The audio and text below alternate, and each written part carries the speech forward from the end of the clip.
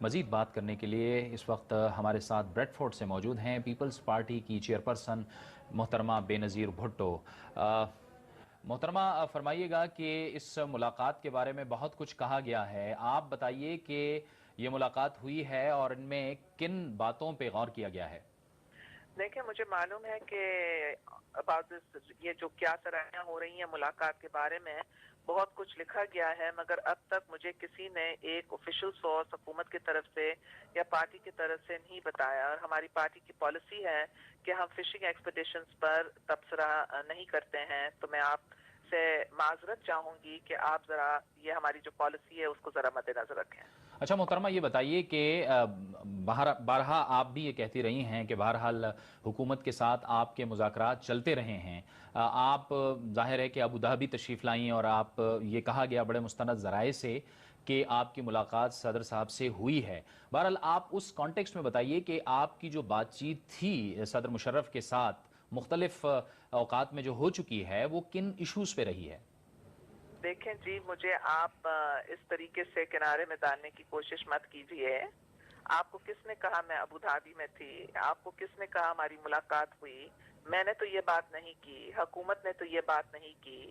جی مگر اگر آپ ایک الگ ایشو پوچھنے چاہتے ہیں کہ کیا حکومت اور پاکستان پیپلز پارٹی کے درمیان جو کانٹیکٹس ہیں ان کا مقصد کیا ہے، تو میں آپ کو اعتماد میں لے سکتی ہوں اور بتا سکتی ہوں کہ یہ مقصد ہے کہ ہمارے ملک کے اندر منصفانہ انتخابات منعقد کیے جائیں، جس کے نتیجے میں ایک ایسے حکومت آئے جو نمائندہ حکومت ہو، جمہوری حکومت ہو اور عوام کے مسئلوں کو حل کر سکیں۔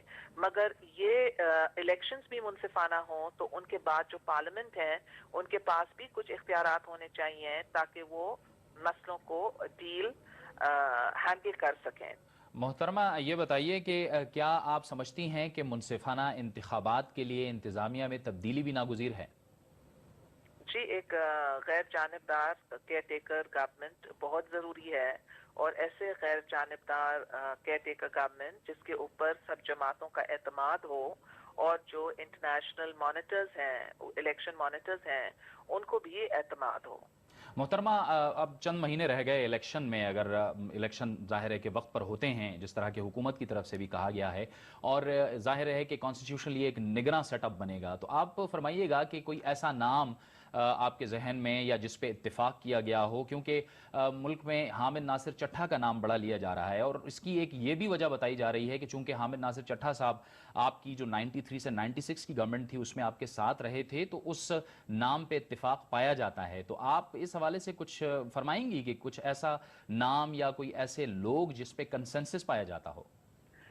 چٹر صاحب جو ہے وہ رولنگ حکومت میں ہیں، مگر وہ بہت باعزت شخصیت ہیں اور ان کی عزت پیپلز پارٹی میں بھی پائی جاتی ہے، اور مجھے نہیں معلوم میں کیا اس بارے میں کہوں، کیونکہ میں ان کے چانسز سپوائل نہیں کرنے چاہتی ہوں، اور اگر میں ان کے حق میں بولوں تو ہو سکتا کچھ لوگ پھر اس کو سامنے نہ لے آئے، تو بہتر ہے میں خالی اتنا کہوں کہ ان کی عزت ہر ایک کرتے ہیں۔ چٹر صاحب ان کے ساتھ بھی کام کیے، ہمارے ساتھ بھی کام کیے ہیں۔ آپ کا بہت بہت شکریہ۔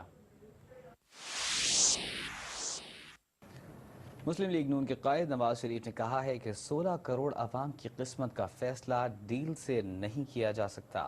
لندن سے جاری ایک بیان میں نواز شریف نے کہا کہ بے نظیر بھٹو اور جنرل پرویز مشرف کی ملاقات نے پوری قوم کو حیرت زدہ کر دیا ہے۔ انہوں نے کہا کہ یہ بات ثابت ہو گئی ہے کہ جنرل مشرف اپنے اقتدار کو بچانے کے لیے کسی بھی حد تک جا سکتے ہیں۔ پیپلز پارٹی کے اس اقدام سے بحالی جمہوریت کی جد و جہد کو دھچکا لگا ہے۔ انہوں نے کہا کہ ملاقات کرانے والوں نے اس حقیقت کو نظر انداز کر دیا ہے کہ پاکستانی قوم ایسی کسی ڈیل کو قبول نہیں کرے گی۔